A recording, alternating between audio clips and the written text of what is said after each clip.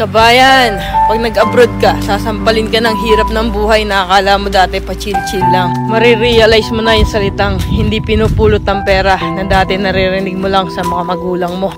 Marirealize mo na wala kang dapat pagkatiwalaan dito, kundi sarili mo. Marirealize mo na ang 5 oras na tulog ay sapat na para may paglaban ng isang araw na pagtatrabaho. At matututo kang pahalaga ng bawat sentimong sinasahod mo.